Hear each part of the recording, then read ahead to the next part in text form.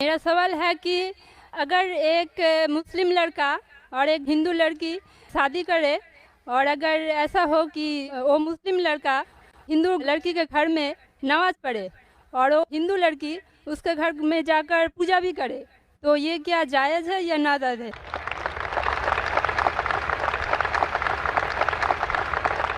بہن کا اچھا سوال ہے کہ اگر ایک مسلمان لڑکا ہندو لڑکی سے شادی کرتا ہے تو کیا وہ مسلمان لڑکا ہندو کے گھر میں جا کے نماز پڑھ سکتا ہے، اور کیا وہ لڑکی مسلمان کے گھر میں پوجا کر سکتی کہ نہیں؟ سب سے پہلے کچھ شرائط ہے ہر چیز کے۔ آپ اگر گاڑی رکھیں گے اور گاڑی کا ایک پہیہ رکھیں گے، سائیکل کا ایک پہیہ رکھیں گے، ٹریکٹر کا، تو گاڑی چلیں گی کیا؟ نہیں چلے گی۔ یا چاروں سائیکل کر دو یا چاروں ٹریکٹر کر دو۔ اسی لیے قرآن کی آیت ہے سورہ بقرہ کی سورہ نمبر 2 آیت نمبر 221 میں اللہ تعالیٰ فرماتے ہیں کہ آپ مشرکہ سے شادی نہیں کر سکتے جب تک وہ ایمان نہ لائے۔ مطلب جو غیر مسلم ہیں اور شرک کر رہی ہے اس سے آپ شادی نہیں کر سکتے جب تک وہ ایمان نہ لائے۔ اور ایک ایمان لانے والی عورت چاہے کتنی بھی بدصورت ہو، وہ ایک مشرکہ سے بہتر ہے۔ اور آگے آیت کہتی ہے کہ لڑکیاں مشرک لڑکے سے شادی نہیں کر سکتی جب تک وہ ایمان نہ لائے۔ ایک مومن آدمی چاہے کتنا بھی بدصورت ہو، وہ بہتر ہے بنسبت جو شرک کرتا ہے۔ اس کی وجہ یہ ہے کہ اسلام میں لکھا ہے کہ اگر آپ خدا کے علاوہ کسی کو اور پوچھتے ہیں، کسی اور کی عبادت کرتے ہیں، یہ سب سے بڑا گناہ ہے۔ اور اللہ تعالیٰ فرماتے ہیں سورہ نساء میں سورہ نمبر 4 آیت نمبر 48 میں، اور سورہ نساء سورہ نمبر 4 آیت نمبر 116 میں، کہ اللہ سبحانہ و تعالیٰ اگر چاہے تو کوئی بھی گناہ کو معاف کر سکتا ہے، لیکن شرک کو کبھی نہیں معاف کرے گا۔ اگر ایک انسان مشرک جیسا مر گیا تو اللہ تعالیٰ کبھی بھی اسے معاف نہیں کر سکتا، کیونکہ مشرک وہ شخص ہے جو شرک کرتا ہے، اور یہ سب سے بڑا گناہ ہے، کیونکہ ہمارا خالق، ہمارا مالک، ہمارا ایشور، ہمارا خدا، ہمارا بھگوان، اگر ہم اس کو گالی دیں گے، یہ سب سے بڑا گناہ ہے۔ جس نے ہمیں زندگی دی، جس نے یہ ساری چیزیں ہمیں دی دنیا میں، اگر ہم اس کو گالی دیں گے، اس کے علاوہ کسی اور کی عبادت کریں گے، یہ شرک ہوا۔ تو اسی لیے اسلام میں اجازت نہیں ہے کہ ایک مسلم لڑکا یا لڑکی کوئی مشرک لڑکا یا لڑکی سے شادی کرے، یہ اجازت نہیں ہے۔ جہاں تک کہ سوال ہے کہ ایک عام مسلمان ہندو گھر میں نماز کہاں بھی پڑھ سکتا ہے اگر جگہ صاف ہے۔ ہمارے رسول محمد صلی اللہ علیہ وسلم فرماتے کہ ساری دنیا، ساری دھرتی مومن کے لیے مسجد ہے، یعنی ساری دنیا آپ کہاں بھی نماز پڑھ سکتے، دیکھنا چاہیے کہ صاف ہے، آپ نماز پڑھ سکتے۔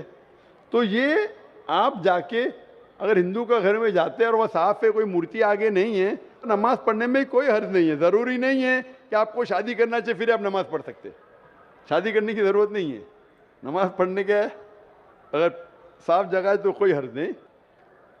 اسی لیے شادی کے لیے شرط ہے کہ دونوں کا ایمان ہو۔ اور اگر آپ ہندو مذہب پڑھیں گے تو ہندو مذہبی کتاب میں بھی یہی لکھا ہے جو میں نے پہلے پیش کیا، پہلا جو سوال تھا بھائی صاحب کا، اور میں نے کہا کہ ہندو مذہب میں بھی یہی لکھا ہے، نا تسیہ پرتیماستی، اس ایشور، اس بھگوان، اس خدا کا کوئی عکس نہیں، کوئی مورتی نہیں، کوئی فوٹوگراف نہیں، کوئی پینٹنگ نہیں، کوئی پورٹریٹ نہیں، کوئی آئیڈل نہیں، کوئی اسٹیچو نہیں۔